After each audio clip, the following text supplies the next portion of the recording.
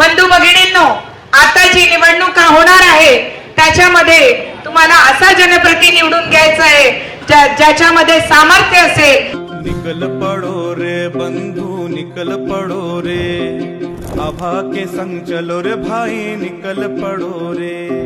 निकल पड़ो रे बंधु निकल पड़ो रे, आभा के संग चलो रे भाई निकल पड़ो रे।